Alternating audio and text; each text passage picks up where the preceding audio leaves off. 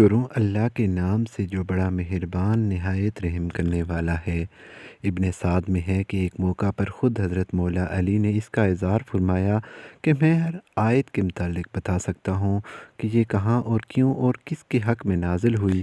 شجاعت voice سننے والے پیارے دوستو، السلام علیکم۔ پیارے دوستو، ویڈیو میں آگے چلنے سے پہلے آپ سے درخواست ہے، اگر آپ پہلی دفعہ اس چینل پر آئے ہیں تو ویڈیو کو لائک اور چینل کو سبسکرائب کر دیں اور کمنٹ میں اپنی قیمتی رائے کا اظہار ضرور کریں۔ تو پیارے دوستو، صحابہ میں حضرت ابن عباس کے سوا اس کمال میں آپ کا کوئی شریک نہیں۔ چنانچہ ان تمام تفسیروں میں فن کا مدار 4 روایتوں پر ہے، مثلاً ابن جزیر طبری، ابن ابی حاتم اور ابن کثیر وغیرہ میں بکثرت آپ کی روایت سے آیات کی تفسیریں مقتول ہیں۔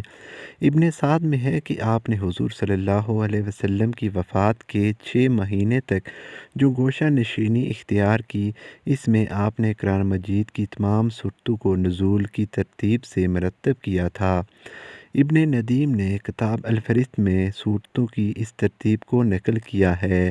جناب حضرت علی المرتضیٰ بچپن سے لے کر وفات نبوی صلی اللہ علیہ وسلم تک 30 سال حضور کی خدمت و رفاقت میں بسر کیے، اس لیے آپ اسلام کے احکام و فرائض اور ارشادات نبوی کے بہت بڑے عالم تھے۔ پھر تمام صحابہ میں وفات نبوی کے بعد سب سے زیادہ آپ نے عمر پائی۔ حضور صلی اللہ علیہ وسلم کے بعد تقریباً 30 برس تک ارشادات اور افادات کی مسند پر جلوہ گر رہے۔ مشکل سے مشکل اور پیچیدہ سے پیچیدہ مسائل کے تہ تک آپ کی رسائی تھی۔ یمن میں آپ نے 2 عجیب و غریب مقدمات کا فیصلہ کیا۔ یمن نیا نیا مسلمان ہوا تھا، پرانی باتیں بھی تازہ تھیں۔ ایک دفعہ ایک عورت نومولود بچے کو لے کر ہمراہ 3 مردوں کے حضرت مولا علی کی بارگاہ میں پیش ہوئی۔ ان تینوں مردوں کا یہ دعویٰ تھا کہ عورت کے ہاتھ میں جو بچہ ہے وہ میرا ہے۔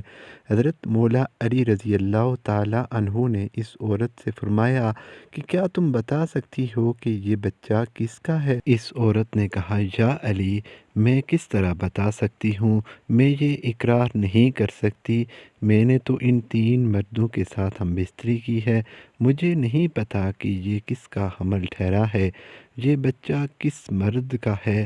میں آپ سے عرض کرتی ہوں کہ آپ میری اس غلطی کو معاف کر دیں۔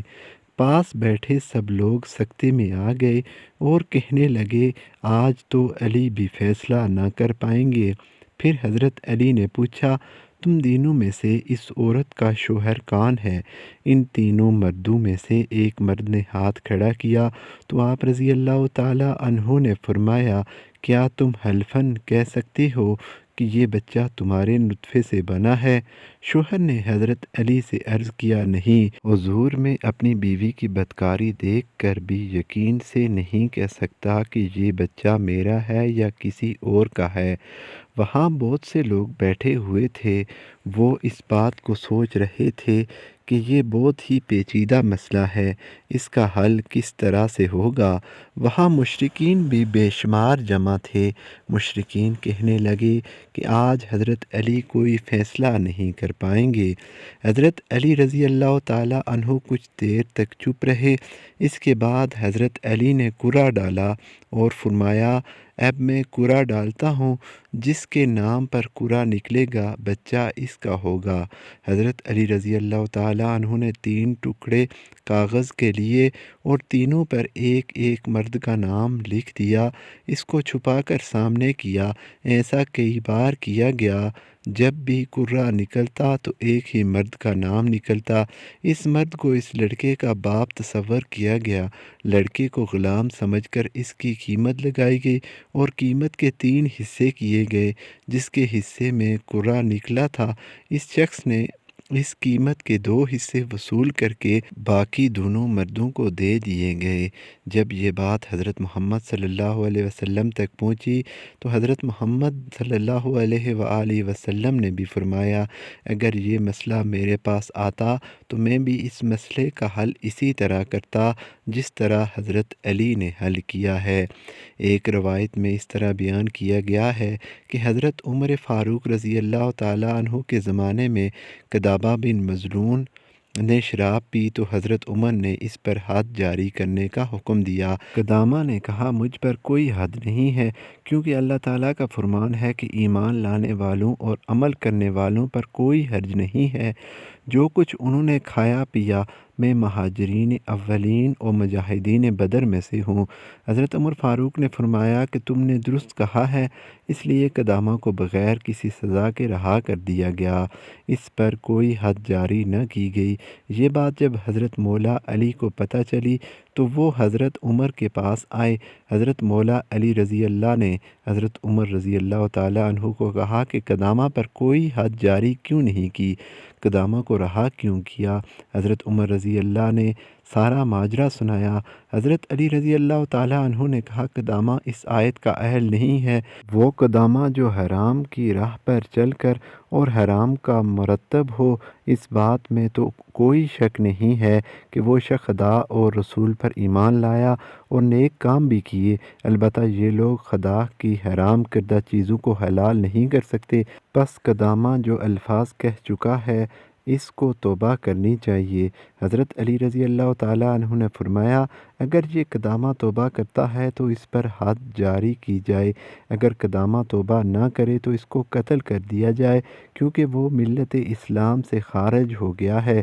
حضرت عمر سمجھ گئے تھے کہ قدامہ کو چھوڑ کر غلطی کی ہے اور قدامہ کو کہا کہ تم توبہ کرو۔ قدامہ یہ بات اچھے طریقے سے سمجھ گیا تھا کہ میرے بارے میں شرعی سزا کیا ہے۔ قدامہ نے توبہ کی اور اس کو قتل کی سزا معاف ہو گئی۔ تو اب قدامہ پر حد کا مسئلہ باقی تھا۔ حضرت عمر نے حضرت علی سے پوچھا کہ آپ مشورہ دیجئے کہ قدامہ پر کس طرح حد جاری کرنی چاہیے۔ حضرت علی نے فرمایا کہ قدامہ کو 80 کوڑے مارے جائیں، کیونکہ جو شرابی نشہ کرتا ہے وہ مست ہو کر بہکی بہکی باتیں کرنا شروع کر دیتا ہے۔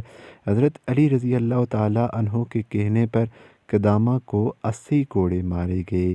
تو پیارے دوستو، اگر آپ کو ویڈیو پسند آئی ہے تو لائک اور چینل کو سبسکرائب ضرور کریں، کیونکہ میں روزانہ اسلامی اور معلوماتی ویڈیوز اس چینل پر اپلوڈ کرتا ہوں۔ اللہ سے دعا ہے کہ اللہ پاک ہمیں سیدھے راہ پر چلنے کی توفیق عطا فرمائے، آمین۔